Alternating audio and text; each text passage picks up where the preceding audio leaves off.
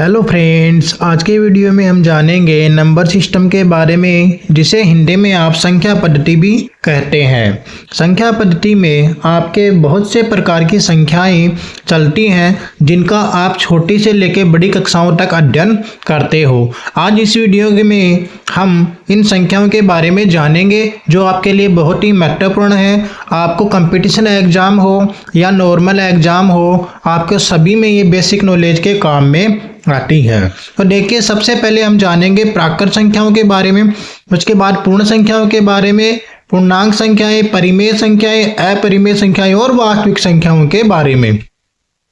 देखिए फ्रेंड्स, सबसे पहले अपन जानते हैं प्राकृत संख्याओं के बारे में, जिसे कैपिटल एन द्वारा दर्शाया जाता है, क्योंकि इसे इंग्लिश में नेचुरल नंबर बोला जाता है। तो देखिए, प्राकृत संख्याएं कौन सी होती हैं, इनकी परिभाषाएं क्या होती है, वो सबसे पहले आप समझेंगे। देखिए प्यारे बच्चों, प्राकृत संख्याएं वे संख्याएं होती हैं, प्राकृत संख्याएं वे संख्याएं होती हैं जो गिनती से प्रारंभ होती है।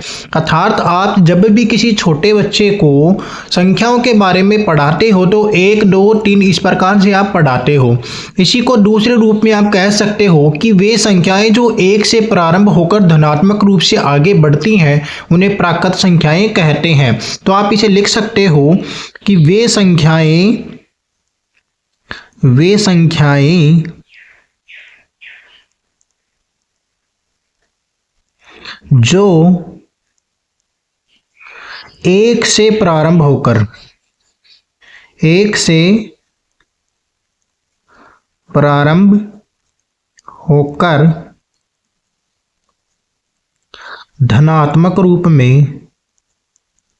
होकर धनात्मक रूप में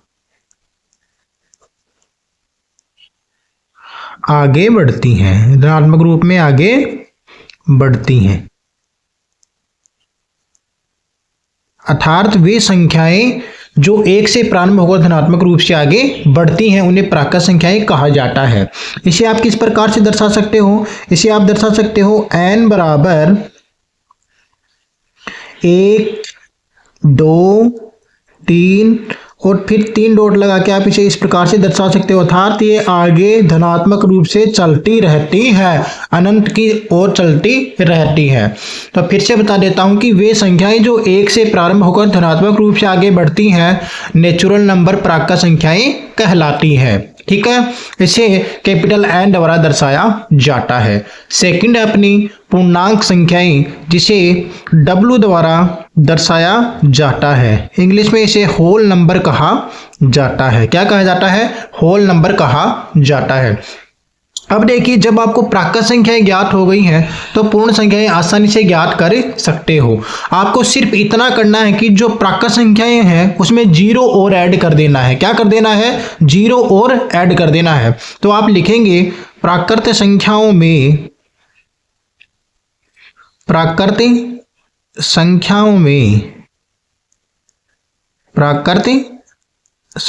में शून्य को और शामिल कर लेने पर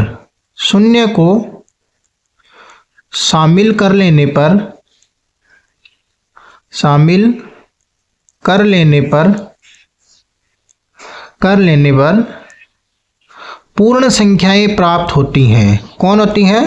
पूर्ण संख्याएं प्राप्त होती हैं। तो आपको क्या ध्यान में रखना है? पूर्ण संख्याएं प्राप्त होती हैं। आपको केवल इतना ध्यान में रखना है कि प्राकृत संख्याओं में आपको शून्य को और शामिल करते ही आपको क्या मिल जाएंगी? पूर्ण संख्याएं मिल जाएंगी। इसे आप W बराबर 0, 1, 2, 3 और इस प्रकार से अनंत की ओर अग्रसर होती है।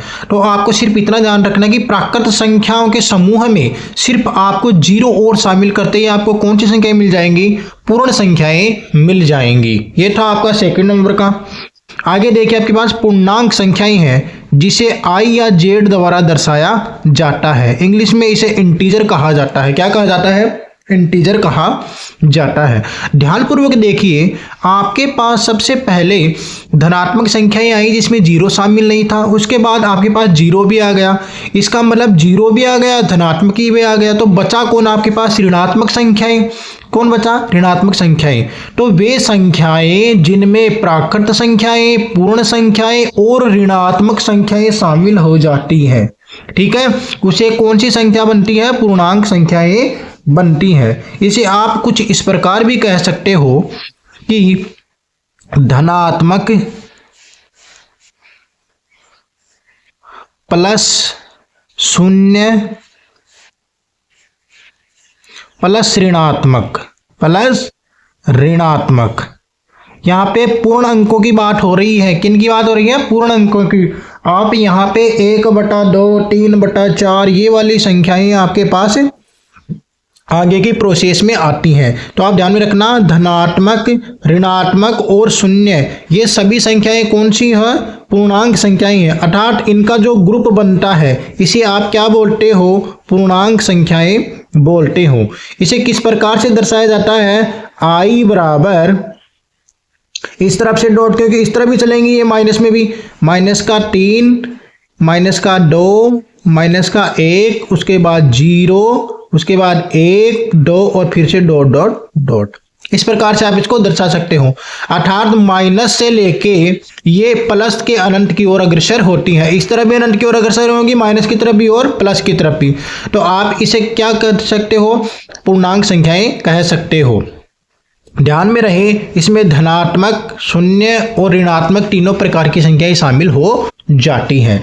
नेक्स्ट नंबर आपका परिमेय संख्याएं, जिसे आप क्यों द्वारा भी दर्शाते हो। किसे द्वारा? क्यों द्वारा दर्शाते हो। देखिए दोस्तों, परिमेय संख्याएं सबसे इंपॉर्टेंट होती हैं, जो कि आपकी बड़ी कक्षाओं में और भी ज़्यादा इंपॉर्टेंट हो जाती हैं, क्योंकि इनसे संबंधित आपके एग्जाम में क्वेश्चन पूछे जाते हैं।